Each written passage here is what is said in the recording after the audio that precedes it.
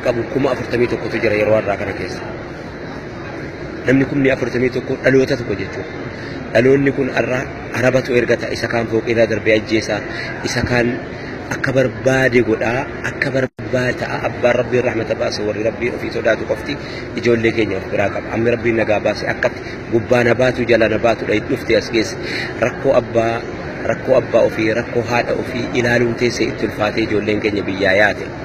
Kanneen amma kun waa'ee masjidaa ijaaruun waa'ee biyya ijaaruun waa'ee deebisanii uummata dhaabuutii laaffa'uun taa'absaa jiru kun ijoolleen keenya rakkoo haadha abbaa teessee ilaaluun itti ulfaannaan biyyaa yaate. Yeroo biyyaa yaatu kana isiidhaaf namni yaadaa jiru hin jiru.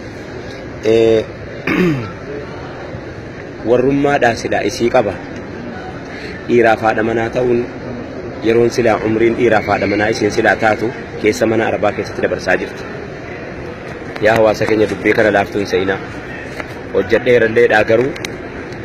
nan geenye dhumaafan itti fufee yaa hawaasa keenya dubbiin kun hunda keenya yaachisuu qabdi. Yeroon silaa ilmoon durbaa haadha manaati abbaa manaatiif haadha manaa taatu umriin sii diinqaa arabaa keessatti nu jalaa utuu isin abbaa ofii qaddamtu utuu isin abbaa ofii manatti ijaartu baadiyyaa hunda keessa quba qabna keessatti naannoo Oromiyaa akka jirutti quban qaba jechuu hin dandeessu waan daataa isaallee isinii kennuu nan danda'a waan an qorataa ture na dhibdi waan ta'eef na dhiigsiti waan ta'eef na laalessiti waan ta'eef walitti funaanaan ture daataa isaallee hattaa jechuudha. Sababa ijoolleen durbaa biyya keenya yaa'uutiin abbaan danuun mana argateera dhugaatti abbaan danuun mana ijaarameera dhugaatti abbaan baay'een gibira mootummaallee kaffaleera sababa ijoollee keenyaa garuu ijoolleen sa'atii haadha manaa abbaa manaatiif haadha manaa taatu keessa diinqaa arabaa keessa baatee dhakaatti buutee mukatti buutee halkanii riba dhabdee abbaa tajaajiltee manatti ijaartee gibiriirraa kaffaltee yeroo siin geessu umriin ijoolleen durbaa tokko heerumtee dhiiraaf haadha manaa ta'u hin beekama. Waggaa 45 booddee dhiphoodha. Waggaa 45 booda ilmoodhaaf haadha ta'uun hammi dandeessu lakkoofsa qabdi. Yookiin nama jireenyaan jajjabaa ta'e tokko yoo keessa argame malee hin argamu iyyuu jechuu danda'ama akka warri meedisiiniis warri meedikaalaa warri waa'ee qaama namaa waa'ee uumama namaa qoratan ni beeytanii ilmoo argachuun waggaa 45 booddee nammaata. Isiidhaa eega dhuftee waggaa 10 waggaa 15 waggaa meeqa diinqaa arabaa keessa otoo abbaa tajaajiltu otoo abbaa haadha tajaajiltu yeroo bakka kanaa nafetu jettu otoo as teessee qallabattiitii bittu masjiida asii jettee qorqorroo bittee gad ergitu kana jettu ofii isiitiif mana arabaa keessatti nu jalaa hafaa jirti. Yaa hawaasa keenya gartokkee keenya obboleettii dhiiraati shariika dhiiraati isiidhaaf eenyutu yaada har'a keessatti. Yoomi guyyaan isiin galtee ilmoodhaaf haadha taatu yoomi guyyaan isiin abbaa manaatiif haadha manaa taatu isiinoo kana hunda maaltu baase yoo jenne yoo achi deebine marjicni keenya bakki nuti itti deebine eessa rakkoon keenya yoo jenne gabrummaadha beekamaadha kun addunyaan nu argee jira. Otoo silaa akka qabaanne bakka qabaanne wanni isiin biyyaa baatuuf hin jiru takkalleen hin jirtu. Akkuma namni akkuma arabni isiin dhuftee bira galtee hojjettuu siisaasitti isiinis silaa hojjechuu qabaachuu numa feeti. Uummanni biyya arabaa quufaadha. Ganama eega sa'aatii akka lakkoofsa biyya kanaatti ganama sa'a 10 eega meeshaa dhiquu jalqabde kan hin faxarrifaa jirti biyya kana keessatti yeroo hin qoradhu. Yaa hawaasa keenya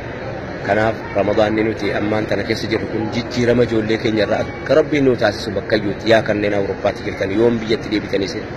yaa kanneen biyya Arabaatti jirtan yoom biyyatti deebitee ilmoon namaa ilmoo taate akkuma namaa birmaduu taate kabajamti. Soorettiin gabrittii namaa taate kan silaa ergachuu qabdu ergamtuu taate amma yoomitti jiraatti.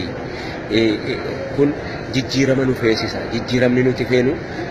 jijjiirama bu'uura isaatti olte jijjiirama caaroosaa jijjiirama qabu jijjiirama barbaannu biyyaan dhabne biyyeedhaan dhabne waa tokko dhabne hiree cunqursaa hiree cunqurfamaatiin kana hunda mudanne abbaan keenya kaleessatti dhumnaan roorroon eega gaafa aanoleenii fi eega gaafa calanqootii as hawaasni keenya godaanurra takkaan ta'e. Subhaanallah wallahi akkasi eega gaafa aanoleetii as eega gaafa calanqootii as hawaasni keenya hireen inni qabu baqachuudha. Maaliif harka warra guddateetu keessa jira waan ta'eef harka warra dagaagee faranjii nuti amma har'a ashkarii taaneeftu gocha baay'ee isaa kanaa fi kana utuu jennee sila haasofnee hin finnutu harka keessaa qaba waan ta'eef nu ergachuudhaaf kana gochuu qaba achii wal dha'uu qaba gara lamaan nu dha'u yookiin karaa amantiitiin nu dha'u yookiin karaa sabaatiin nu dha'u irra caalaa cunqursaan egaa akkuma isinuu beeytanu kanaaf sana jedhee hunda dubbachuu hin danda'u hunda beekna jennee hunda dubbachuu hin dandeenyu hunda hin beeynu jennee hunda dhiisuu hin dandeenyu akkuma jedhamu hawaasa keenya wanneen gabaabaatti dhaammachuu barbaadu jijjiirama akkamiitii yoo jenne jijjiirama garattiin itti jijjiiramtu barbaannutti akkasii yoo jijjiiramtu wanni hin dhaammadhu yeroo addaa kana keessa obboleettiin koo biyya alaana jalaa goottee jirti biyya faranjii warri biyya faranjii dhaqe haadha manaa ta'uun harkaa badee jira dhiifama moonaa godhaa abbaa manaa ta'uun dhiiraaf harkaa badee jira akka waan dabbaallee wajjin galuuti abbaa rabbi irraa mata godheef rabbiin sodaatu qofittiin nagaadhaan wajjin jira warri rabbiin sodaatu nagaadhaan wajjin jira warri rabbiin sodaate rabbitti amanee kunoo ilmoon jara an minisootaatti kan hin arge warra kiiloomeetirii 30 meeqa dhufee jamaa salaatu rabbii jaan agarsiise jechuudha warra kiiloomeetirii 30 ol makiinaa diraayiv godhee oofee masjiida barbaacha dhufee salaatu warri sun yeroo qorattanii ilaaltan haati manaa isaanii nagaa abbaan manaa isaanii nagaa wajjin jiraatu haadhuma manaaf abbaa manaa akkuma yeroo kaa wajjin jiraatutti mirgaa wajjin jiraatu laakiin warri rabbi irraa fagaate adaduma rabbi irraa fagaate rakkoon isa mudatu hammana jedhamuu hin danda'u wallahi